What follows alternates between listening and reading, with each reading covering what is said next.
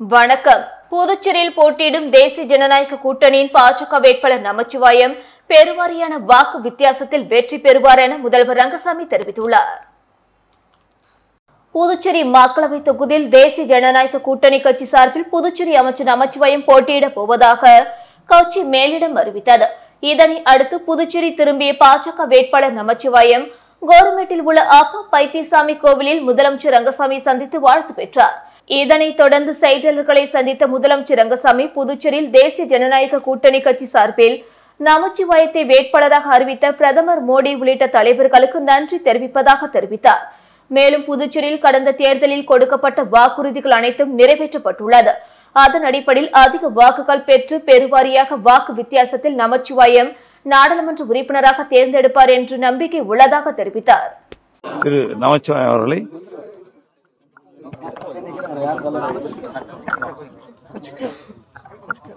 போட்டியிட வாய்ப்பளித்த நமது பாரத பிரதமர் அவர்களுக்கும் மாண்புமிகு மத்திய உள்துறை அமைச்சர் அவர்களுக்கும் என்னுடைய மனமார்ந்த நன்றியை நான் தெரிவித்துக் கொள்கிறேன். இந்த தேர்தலில் தேசிய ஜனநாயக கூட்டணியுடைய வேட்பாளர் திரு நமச்சிவாயம் அவர்கள் புதுச்சேரியிலிருந்து தேர்ந்தெடுக்கப்பட்டு அதிக வாக்கு வித்தியாசத்தில் வெற்றி பெற்று பாராளுமன்றத்திற்கு செல்வார்கள் என்பது உறுதி. அதற்கு நமது கூட்டணி கட்சியை சார்ந்த தொண்டர்கள் மற்றும் தலைவர்கள், சட்டமன்ற உறுப்பினர்கள், அமைச்சர்கள் அனைவரும் அயராது பாடுபட்டு அதிக வாக்குகள் வித்தியாசத்தில் வெற்றி பெறுவதற்கு உழைப்பார்கள். மத்திய அரசு என்னென்ன வாக்குறுதிகளும் கொடுத்திருக்கிறதோ அந்த வாக்குறுதி அத்தனை புதுச்சேரிக்கு பொருந்தும். அது மட்டுமல்லாது நம்முடைய என்டிஏ அரசானது கடந்த 3 ஆண்டுகளில் கொடுத்த அத்தனை வாக்குறுதிகளையும் நிறைவேற்றியிருக்கின்றது. புதுச்சேரியில் எத்தனை வாக்குறுதிகள் நம்முடைய சட்டமன்ற தேர்தலில் நாம் கொடுத்திருந்தோமோ, சட்டமன்றத்தில் கொடுத்திருந்தோமோ அத்தனை வாக்குறுதிகளை நிறைவேற்றி கொடுத்து கொண்டிருக்கின்றோம். அதனால் நம்முடைய என்டிஏ அரசுக்கு மக்களுடைய ஆதரவு எப்பொழுதும் இருக்கும் என்ற நம்பிக்கை எங்களுக்கு இருக்கின்றது. இந்த தேர்தலில் நம்முடைய தேசிய ஜனநாயக கூட்டணி வேட்பாளர்கள் நிச்சயமாக வெற்றி பெறுவார்கள்.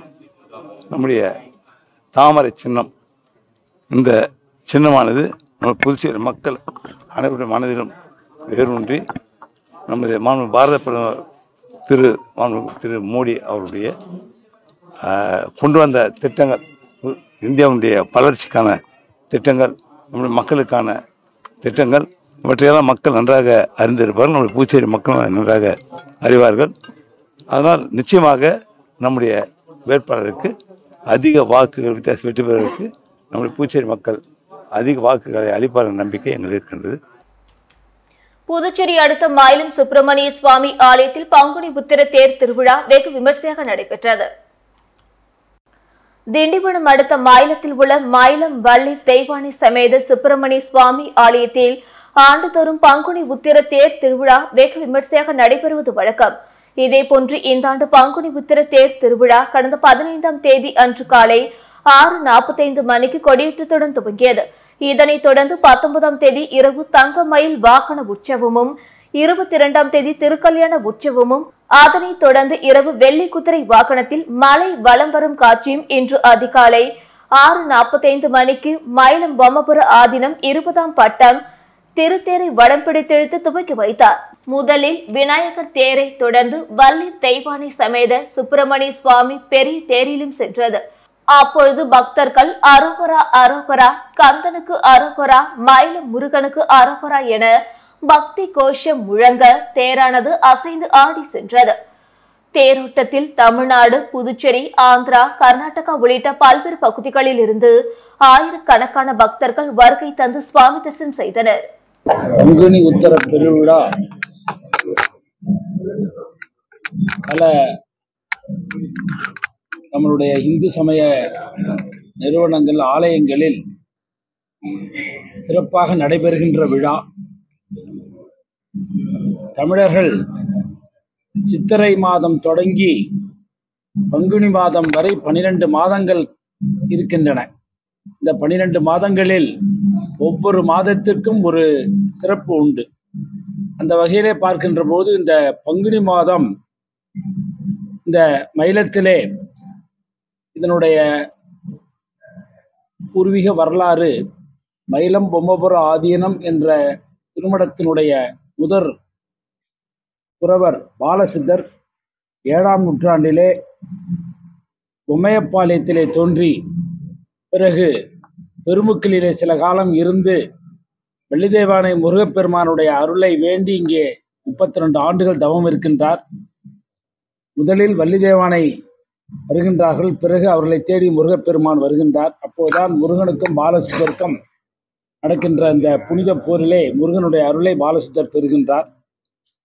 அப்பேற்பட்ட குரு முதல்வர் பாலசித்தர் இந்த மயிலத்திலே வள்ளிதேவானையோடு முருகப்பெருமானை இங்கே எழுந்தருளச் செய்து எல்லா மக்களும் எல்லா வளங்களும் பெற வேண்டும்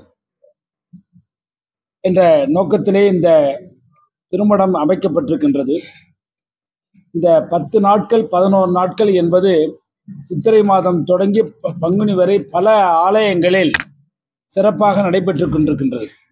அப்படி பார்க்கின்ற போது நம்மளுடைய ஆதீனத்திலே இருக்கக்கூடிய வள்ளிதேவானை முருகப்பெருமானுடைய அந்த பங்குனி உத்தர விழா இந்த மார்ச் மாதம் 15ஆம் தேதி அன்றைக்கு கொடி விழாவையோடு தொடங்கப்பட்டு இன்றைக்கு பூரம் நட்சத்திரத்திலே தேர் ஓடியது. இந்த தேரினுடைய சிறப்பு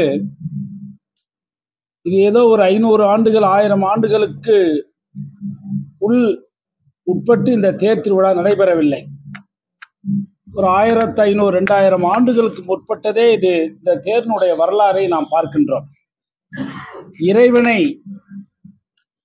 ஆலயத்திலே சென்று வழிபடலாம். அப்படி வழிபடுகின்ற போது சிலர் தான் வழிபட முடியும். அடுத்தது வாகனங்களில் வரும்போது இன்னும் கூடுதலாக சிலர் வழிபடலாம். ஆனால் இந்த தேரிலே வருகின்ற போது எத்தனை லட்சக்கணக்கான மக்கள் இருந்தாலும் எங்கிருந்தாலும் இந்த தேரினுடைய சிறப்பை தேரிலே இருக்கக்கூடிய வள்ளிதேவானை முருகப்பெருமானுடைய அருளை பார்க்க முடிகின்றது. இது நம்மளுடைய முன்னோர்கள் தேர் திருவிழாவினுடைய ஏற்படுத்தினுடைய நோக்கமே நாம் அனைவரும் சமம். அனைவரும் அந்த இறைவனை வணங்குகின்ற போது எந்த விதமான வேறுபாடு இல்லாமல் எல்லா கஷ்டங்கள் எல்லாத்தையும் மறந்துவிட்டு ஆனந்த கண்ணீர் இறைவனுடைய அருளை பெற வேண்டும் என்ற ஆனந்தத்திலே வழிபடுகின்ற பொழுது முருகா எல்லாரும் நன்றாக இருக்க வேண்டும் என்றாம் எல்லாரும் நாம் பிரார்த்தனை செய்கின்றோம். இதுதான் இந்த தேர்த்தினுடைய சிறப்பு. என்னதான் விஞ்ஞானம் வளர்ந்திருந்தாலும் கூட இந்த தேர் திருவிழாவை பார்க்கின்ற போது இதுதான் தேர் திருவிழா என்பது ஒரு வாழ்க்கையினுடைய ஒரு அம்சம்.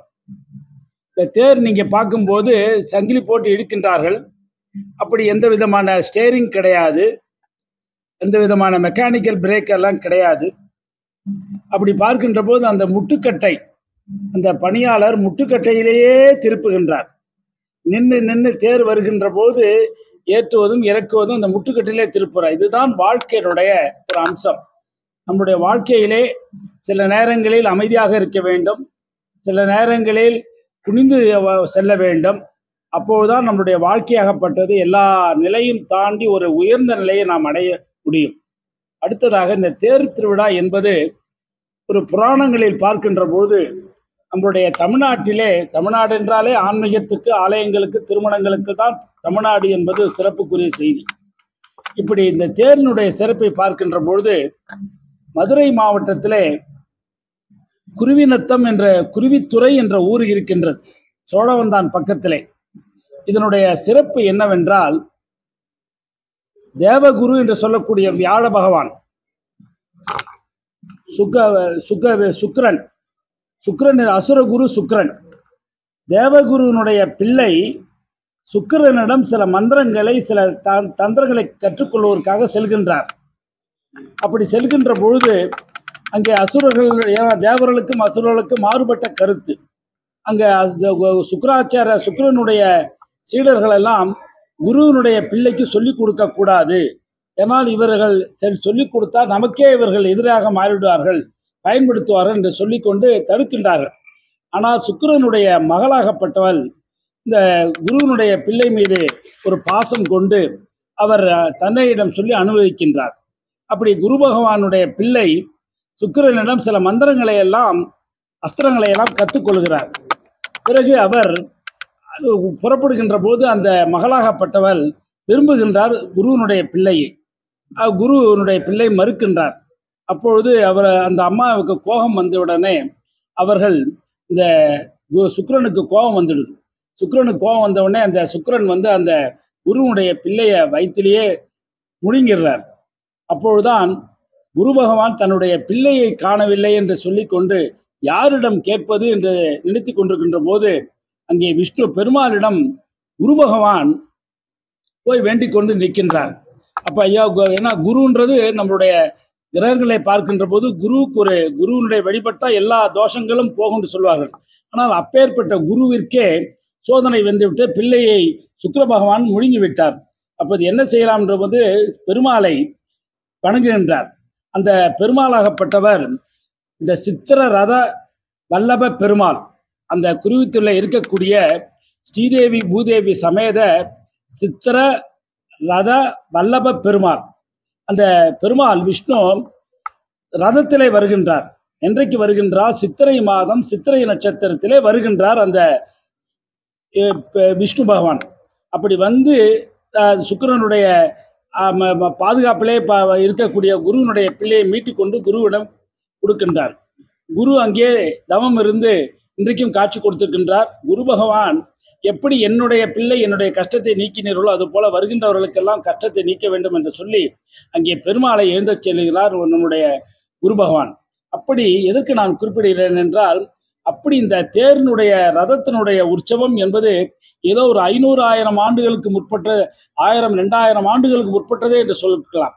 அந்த கோயில் கூட ரொம்ப பழமையான கோயில், அந்த சித்திர ரத வல்லப பெருமாள் என்று சொல்லக்கூடிய கோயில். எதுக்கு சொல்றேன், அந்த அளவில் இந்த தேரினுடைய உற்சவத்தை பார்க்கின்ற போது மக்கள் எல்லாம் உண்மையிலே அந்த அருளாகப்பட்டது, அந்த இறைவனுடைய முருகனுடைய அருள் தன் மீது படுகின்ற போது நமக்கு எல்லா விதமான தோஷங்கள் இருந்தாலும் கூட எல்லாம் சரியாகி எல்லாம் நல்ல நல்ல அருளை தரக்கூடிய நிலையிலே இன்றைக்கு நமக்கு அருள் பாலித்து கொண்டிருக்கிறார். அந்த வகையிலே இங்கே மயிலத்தலத்திலே இது காலமாக பல ஆயிரம் மக்கள், பல லட்சம் மக்கள் இங்கே முருகப்பெருமானையும் பாலசித்தரையும் வணங்கி கொண்டிருக்கின்றார்கள். அதனுடைய நினைவாக அவர்களால் இன்றைக்கு தேர் திருவிழாவிலே கலந்து கொண்டு எம்பெருமான் வள்ளிதேவனை முருகப்பெருமானுடைய அருளை பெற்று இன்றைக்கு பெற்றிருக்கின்றார்கள். ஆக உலகத்திலே நாமெல்லாம் இறைவனை வணங்குவது என்பது நாமும் மட்டும் நன்றாக இருப்பதற்காக அல்ல, நாமும் நன்றாக இருக்க வேண்டும், நம்முடைய மக்கள் எல்லாம் நன்றாக இருக்க வேண்டும், நம்மளுடைய நாடு நன்றாக இருக்க வேண்டும், நம்முடைய அரசு நன்றாக இருக்க வேண்டும். இது இருந்தால்தான் நாம் எல்லாம் நன்றாக இருக்க வேண்டும் என்ற அளவிலே சொல்லி நல்ல நாளில் உங்களை எல்லாம் சந்தித்ததிலே மிக்க மகிழ்ச்சி. மேலும் மேலும் இறைவனுடைய அருளை பெற்று எல்லா வளமும் நாம் பெற வேண்டும் என்று சொல்லி நல்ல நாளில் உங்களை எல்லாம் வாழ்த்துவதிலே மிக்க மகிழ்ச்சியடைந்தேன். வாழ்த்துக்கள். சிவா முருகா. நாடாளுமன்ற தேர்தலில் வெற்றி பெற்றால் புதுச்சேரி மாநிலத்திற்கான அனைத்து வளர்ச்சி திட்டங்களையும் கொண்டு வருவேன் என பாஜக வேட்பாளர் அமைச்சர் நமச்சிவாயம் தெரிவித்துள்ளார். புதுச்சேரியில் தேசிய ஜனநாயக கூட்டணி வேட்பாளராக அறிவிக்கப்பட்டுள்ள உள்துறை அமைச்சர் நமச்சிவாயம் முதல்வர் ரங்கசாமி சந்தித்து வாழ்த்து பெற்றார். அதனைத் தொடர்ந்து செய்தியாளர்களிடம் பேசிய அமைச்சர் நமச்சிவாயம், பாஜக வேட்பாளர் நமச்சிவாயம் பிரதமர் நரேந்திர மோடி மீண்டும் பிரதமராக வேண்டும் என்ற வகையில் புதுச்சேரியில் தேசிய ஜனநாயக கூட்டணி வேட்பாளராக தன்னை அறிவித்துள்ளார்கள். இதற்கு அவர்களுக்கு நன்றி தெரிவித்துக் கொள்கிறேன். அது மட்டுமல்லாமல் கூட்டணி கட்சி தலைவர்கள் புதுவை மாநில மக்களுடைய பேராதரவோடு இந்த தேர்தலில் போட்டியிடுகிறேன். இதன் அடிப்படையில் மக்கள் பெருவாரியான வாக்குகளை எனக்கு அளிப்பார்கள் என்று நம்புவதாக தெரிவித்த நமச்சிவாயம், தான் வெற்றி பெற்றால் புது மாநில வளர்ச்சிக்கான அனைத்து திட்டங்களையும் கொண்டுவர பாடுபடுவேன். தற்பொழுது அமைச்சராக இருந்து மாநில வளர்ச்சிக்கு பல்வேறு திட்டங்கள் செயல்படுத்தி உள்ளேன். அதேபோன்று மக்கள் தன்னை பாராளுமன்ற உறுப்பினராக தேர்ந்தெடுக்கும் பட்சத்தில் பிரதமர் நரேந்திர மோடியிடம் பேசி புதுவை மாநில வளர்ச்சிக்கு என்னென்ன திட்டங்கள் தேவையோ அனைத்தையும் கொண்டு வருவேன் என்று உறுதியளித்தார். கடந்த 25 ஆண்டுகளாக மாநில அரசியலில் பணிபுரிந்த தனக்கு தேசிய அரசியலுக்கு வர வேண்டும் என்று அழைப்பு விடுத்திருந்தார். அதன்படி சென்றிருக்கிறேன். மக்கள் எங்கள் மீது நம்பிக்கை வைத்திருக்கிறார்கள். மீண்டும் ஒரு வாய்ப்பு வழங்குவார்கள் என்றார். மரியாதைக்குரிய பாரத பிரதமர் திரு நரேந்திர மோடி அவர்கள் மீண்டும் இந்த நாட்டினுடைய பிரதமராக வருவதற்கு புதுவை மாநில தேசிய ஜனநாயக கூட்டணி கட்சியுடைய வேட்பாளராக மரியாதைக்குரிய பாரத பிரதமர் திரு நரேந்திர மோடி அவருடைய ஆசியோடு என்னை அறிவித்திருக்கின்றார்கள். மாண்புமிகு மக்கள் முதல்வர் என்ஆர் ஐயா அவருடைய அன்பும் ஆதரவும் ஆசியும் எனக்கு இருக்கின்றது. அதேபோல மத்திய உள்துறை அமைச்சர் அமித்ஷா, ஜே.பி. நட்டா மற்றும் தேசிய ஜனநாயக கூட்டணி கட்சியுடைய சட்டமன்ற உறுப்பினர்கள், அமைச்சர் பெருமக்கள், கட்சியினுடைய தலைவர்கள், கூட்டணி கட்சியுடைய தலைவர்கள், எல்லாவற்றுக்கும் மேலாக புதுவை மாநில மக்களுடைய பேராதரவோடும் அதிக வாக்கு வித்தியாசத்தில் தேசிய ஜனநாயக கூட்டணி கட்சியுடைய வேட்பாளர் என்கின்ற முறையிலே மக்கள் எங்களுக்கு ஆதரவளிப்பார்கள் என்ற நம்பிக்கை எங்களுக்கு இருக்கின்றது.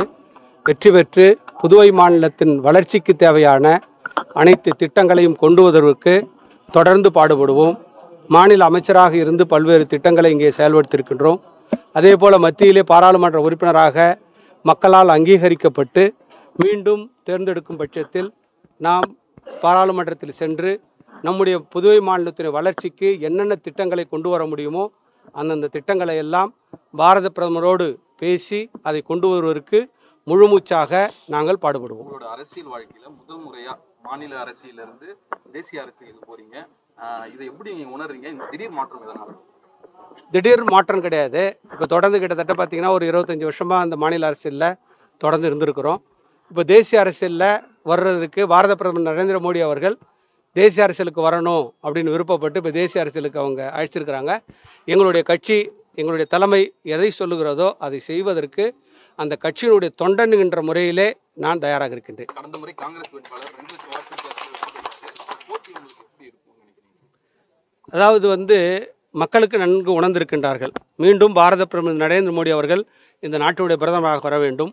அது மட்டுமல்லாமல் புதுவை மாநிலத்தில் இருக்கின்ற மரியாதைக்குரிய என்ஆர் ஐயா தலைமையில் இருக்கின்ற தேசிய ஜனநாயக கூட்டணி அரசாங்கம் கடந்த 3 ஆண்டுகளிலே மக்களுக்கு எந்த வாக்குறுதிகளை கொடுத்தோமோ அந்த வாக்குறுதிகளை எல்லாம் இன்றைக்கு நாங்கள் நிறைவேற்றி இருக்கின்றோம். அதை சாதித்து காட்டியிருக்கின்றோம். மீண்டும் இருக்கின்ற நம்முடைய கோரிக்கைகளை வெகு விரைவாக நம்முடைய மாண்புமிகு முதல்வர் அவர்கள் அதை நிறைவேற்றி கொடுப்பதற்கு தயாராக இருக்கின்றார்கள். எனவே மக்கள் இந்த ஆட்சியின் மீது நம்பிக்கை வைத்திருக்கின்றார்கள், எங்கள் மீது நம்பிக்கை வைத்திருக்கின்றார்கள். எனவே எங்கள் மக்கள் எங்களுக்கு பேராதரவை தருவார்கள் என்ற நம்பிக்கை எங்களுக்கு இருக்கின்றது. பயிற்சியில் பங்கேற்காத வாக்குச்சாவடி அதிகாரிகள் மீது ஒழுங்கு நடவடிக்கை எடுக்கப்படும் என மாவட்ட தேர்தல் அதிகாரி எச்சரிக்கை விடுத்துள்ளார். நாடாளுமன்ற மக்களவைத் தேர்தலில் புதுச்சேரி பிராந்தியத்தில் உள்ள 733 வாக்குச்சாவடிகளில் பணிபுரிய 4551 வாக்குச்சாவடி அதிகாரிகள் தேர்வு செய்யப்பட்டுள்ளனர்.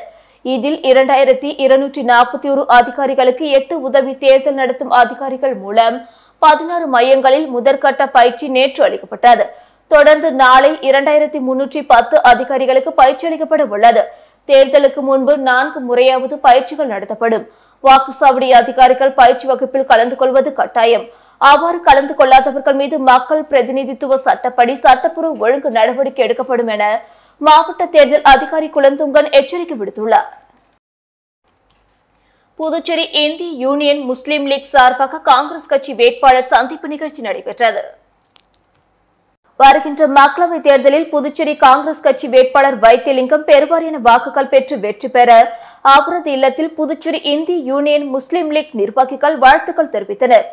இச்சந்திப்பில் மாநில அமைப்பு செயலாளர் ஜிகினி முகமது அலி, மாநில செயலாளர் சம்சுதீன், மாவட்ட தலைவர் முகமது இப்ராஹிம், மாவட்ட செயலாளர் அப்துல் ஹக்கீம், மாவட்ட பொருளாளர் முஜிபுர் ரஹ்மான், மாநில துணைத் தலைவர் ஷெரீப் முகமது, மாநில துணைத் தலைவர் முகமது இலியாஸ், மாநில துணை செயலாளர் ஜலாலுதீன், மாநில இளைஞரணி பொருளாளர் முகமது ரிபாய், மாவட்ட துணைத் தலைவர் சையத் அலி, மாவட்ட துணை செயலாளர் நூர் முகமது, மாவட்ட இளைஞரணி தொகுதி தலைவர் முஜிபுர் ரஹ்மான், நகர செயலாளர் முகமது இஸ்மாயில், தொழில் சங்க தலைவர் கவுஸ் சுல்தான், மாணவர் அணி தலைவர் முகமது தௌபிக் ஆகியோர் கலந்து கொண்டனர். புதுச்சேரி துணைநிலை ஆளுநராக சி.பி. ராதாகிருஷ்ணன் நேற்று பொறுப்பேற்றுக் கொண்டார். விழாவில் முதல்வர், அமைச்சர்கள், எம்பி, எம்எல்ஏக்கள் பங்கேற்றனர். ஜார்க்கண்ட் மற்றும் தெலுங்கானா மாநில கவர்னர் சி.பி. ராதாகிருஷ்ணன் புதுச்சேரி துணைநிலை ஆளுநராக நேற்று மாலை பதவியேற்றுக் கொண்டார். ராஜ்நிவாசில் நடைபெற்ற விழாவில் அவருக்கு சென்னை உயர்நீதிமன்ற தலைமை நீதிபதி சஞ்சய் விஜயகுமார் கங்காபூர் வாலா பதவி பிரமாணம் செய்து வைத்தார்.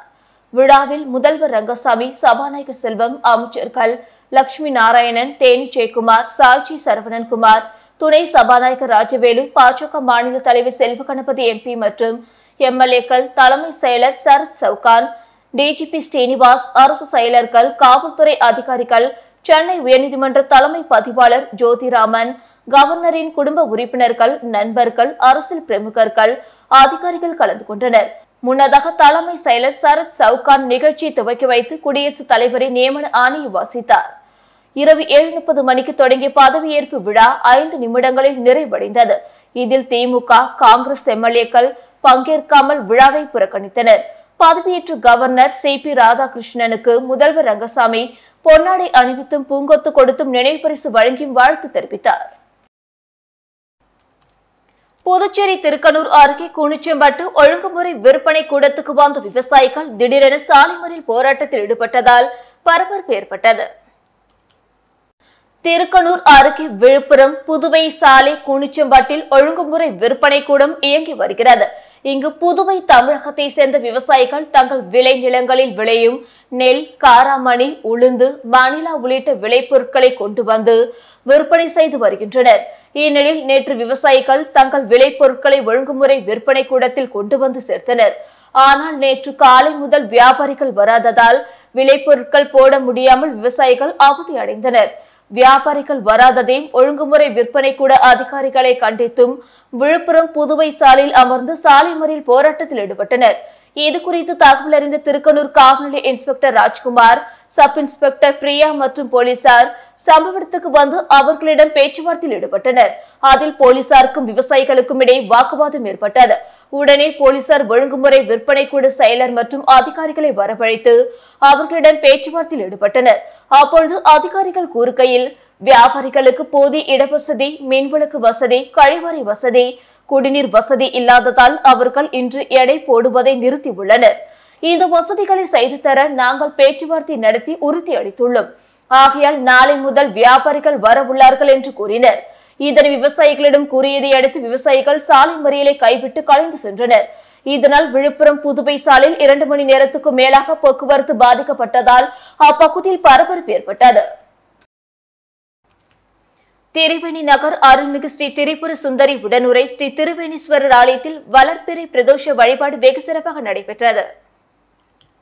புதுச்சேரி மாநிலம் வில்லியனூர் சட்டமன்ற தொகுதிக்குட்பட்ட வி மணவெளி திருவேணி நகர் பகுதியில் அமைந்துள்ள அருள்மிகு ஸ்ரீ திரிபுர சுந்தரி உடனுரை ஸ்ரீ திருவேணீஸ்வரர் ஆலயத்தில் வளர்பிறை பிரதோஷ வழிபாடு வெகு சிறப்பாக நடைபெற்றது. முன்னதாக சுவாமிக்கு பால், தயிர், இளநீர், சந்தனம், விபூதி, பஞ்சாமிர்தம், பன்னீர் உள்ளிட்ட பல்வேறு திரவியங்களால் அபிஷேகம் செய்யப்பட்டது. இதனைத் தொடர்ந்து சுவாமிக்கு பூஜைகள் செய்யப்பட்டு மகா தீபார்த்தனை காண்பிக்கப்பட்டது. மேலும் பிரதோஷ வழிபாட்டினை முன்னிட்டு ஆலயத்தில் பிரதோஷ உற்சவர் உட்பிரகாரம் வலம் வந்தது. இதில் திரளான பக்தர்கள் கலந்து கொண்டு சாமி தரிசனம் செய்தனர். தொடர்ந்து விழாவில் கலந்து கொண்ட பொதுமக்கள் அனைவருக்கும் அன்னதானம் வழங்கப்பட்டது. நிகழ்ச்சிக்கான ஏற்பாட்டினை அரங்காவலர் குழு மற்றும் திருவேணி நகர் பக்த அன்பர்கள் சிறப்பான முறையில் செய்திருந்தனர். புதுச்சேரியில் பாஜக வேட்பாளராக போட்டியிடும் உள்துறை அமைச்சர் நமச்சிவாயம் முதலமைச்சர் ரங்கசாமி சந்தித்து வாழ்த்து பெற்றார். புதுச்சேரிக்கு பாராளுமன்ற வேட்பாளராக பாஜக தலைமை உள்துறை அமைச்சர் நமச்சிவாயத்தை அறிவித்த நிலையில் முதலமைச்சர் ரங்கசாமி கோரிமேட்டில் உள்ள அப்பா பைத்தியம் சுவாமி ஆலயத்தில் சந்தித்து நமச்சிவாயம் ஆசி பெற்றார். தொடர்ந்து நடைபெற்ற சிறப்பு பூஜையில் கலந்து கொண்டு சாமி தரிசனம் செய்தார். அப்பொழுது முதல்வர் ரங்கசாமி அமைச்சர் அவர்களுக்கு நெற்றியில் பொட்டு வைத்து வெற்றி உறுதி என கூறி வாழ்த்தினார். இந்த சந்திப்பின் போது பாஜக மாநில தலைவர் செல்வகணபதி MP, அமைச்சர் சாய் சரவணன், சட்டமன்ற உறுப்பினர்கள் ரிச்சர்ட்ஸ் ஜான்குமார், அசோக் பாபு மற்றும் கட்சி நிர்வாகிகள் உடன் இருந்தனர்.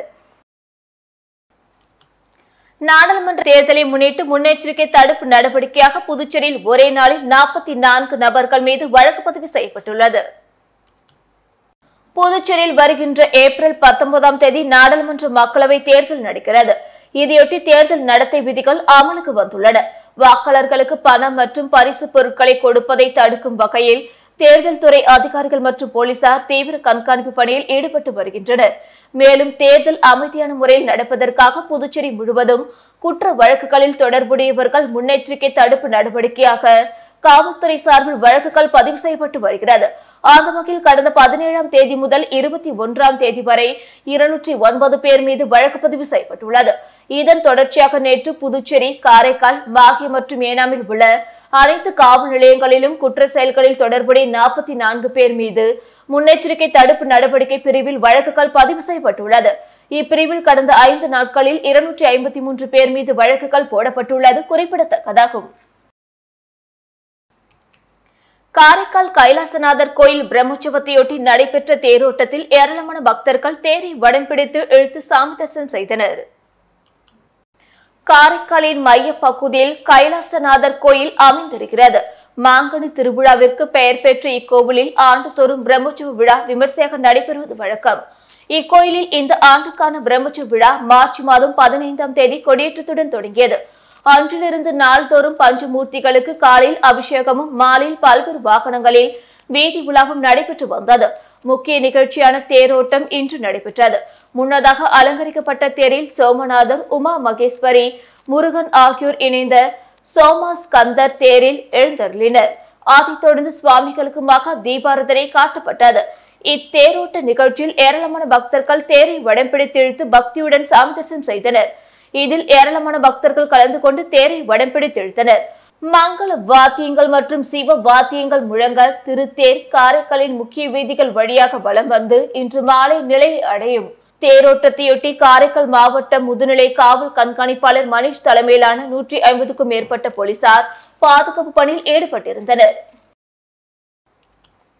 புதுச்சேரி எல்லையில் 3.5 கோடி ரூபாயை பறக்கும் படையினர் பறிமுதல் செய்தனர். ஏடிஎம் மையங்களுக்கு பணம் நிரப்ப எடுத்து செல்லும் வாகனத்தில் உரிய ஆவணங்கள் இல்லாததால் பறக்கும் படையினர் பிடித்து அரசு கருவூலகத்தில் ஒப்படைத்தனர். புதுச்சேரியில் நடைபெறவிருக்கும் நாடாளுமன்ற தேர்தலையொட்டி மற்றும் பணம் கடத்தப்படுவதை தடுப்பதற்காக புதுச்சேரி எல்லை பகுதிகளில் காவல்துறையினர் உதவியுடன் தேர்தல் பறக்கும் படையினர் தீவிர வாகன சோதனையில் ஈடுபட்டு வருகின்றனர்.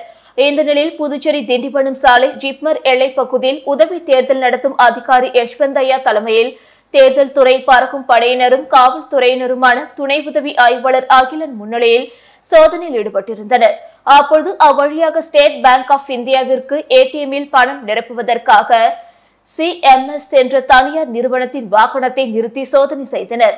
சோதனையில் கோடிக்கணக்கில் கட்டுக்கட்டாக 500 ரூபாய் புதிய நோட்டுகளும் பழைய நோட்டுகளும் இருந்தன. இவற்றிற்கு உரிய ஆவணங்களை வாகனத்தில் இருந்தவர்கள் காண்பிக்கவில்லை.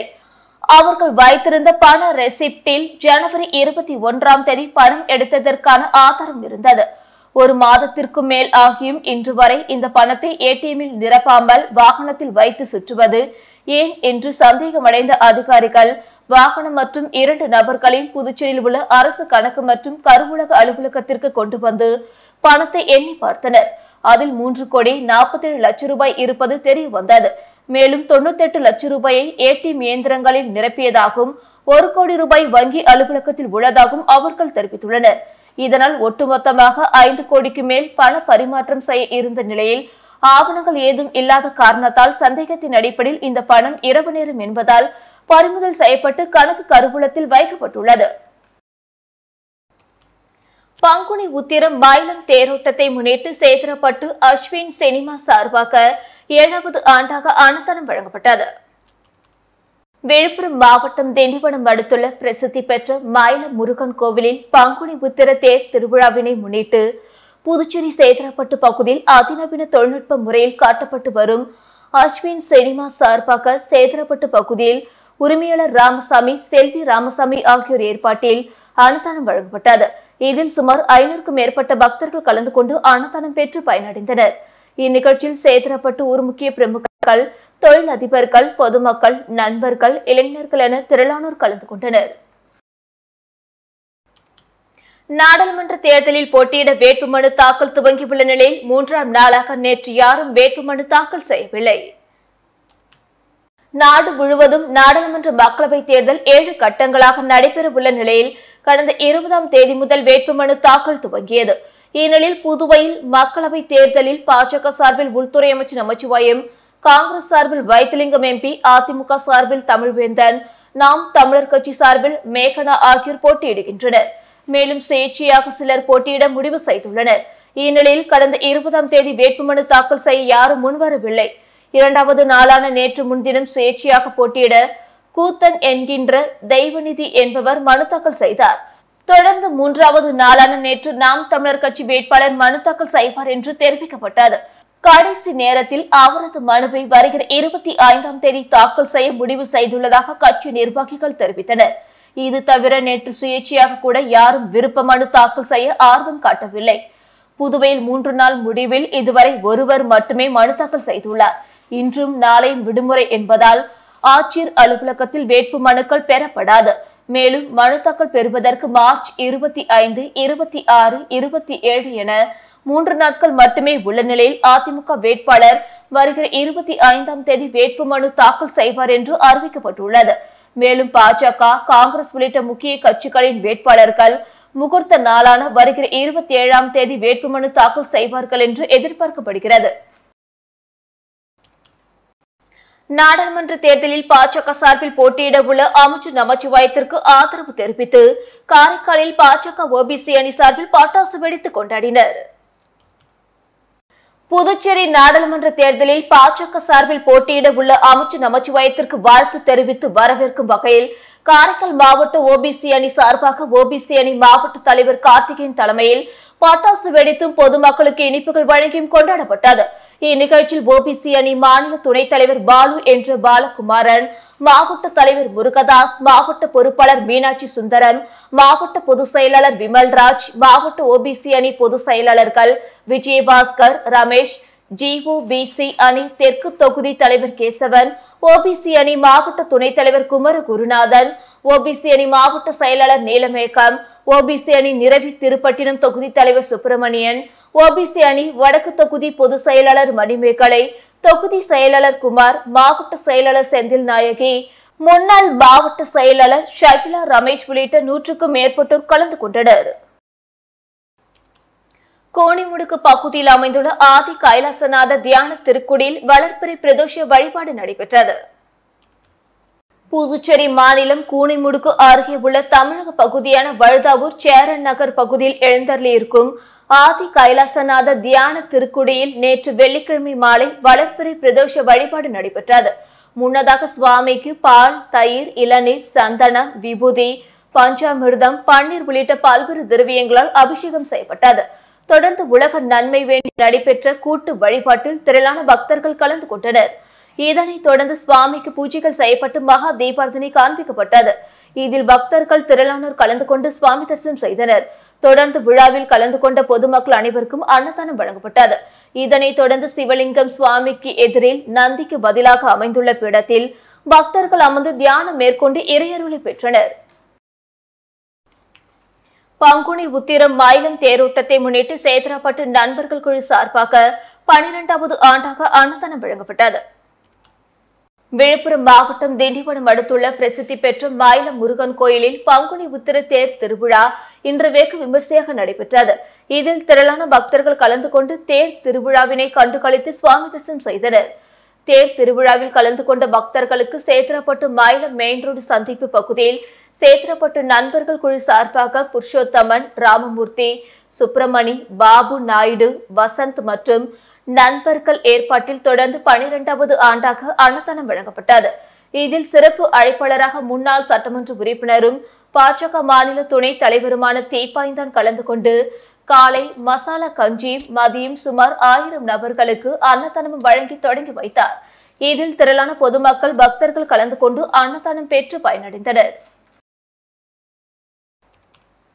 புதுச்சேரி முத்தியால்பேட்டை ஸ்ரீ முத்துமாரியம்மன் முத்தைய சுவாமி திருக்கோவிலின் பங்குனி உத்திர பெருவிழாவையொட்டி திருத்தேரோட்டம் நடைபெற்றது. இதில் திரளான பக்தர்கள் பங்கேற்று திருத்தேரை வடம்பிடித்து இழுத்தனர். புதுச்சேரி முத்தியால்பேட்டை பகுதியில் அமைந்துள்ளது ஸ்ரீ முத்துமாரியம்மன் முத்தைய சுவாமி திருக்கோவில். இந்த திருக்கோவிலில் பங்குனி உத்திர பெருவிழா கடந்த 14ஆம் தேதி கொடியேற்றத்துடன் தொடங்கியது. பங்குனி உத்திர திருவிழாவையொட்டி தினந்தோறும் இரவு வாகன சேவை நடைபெற்று வருகின்றது. பங்குனி உத்திர பெருவிழாவின் முக்கிய நிகழ்வான முருகப்பெருமான் வள்ளி தெய்வானையுடன் திருக்கல்யாண வைபவம் நேற்று இரவு நடைபெற்றது.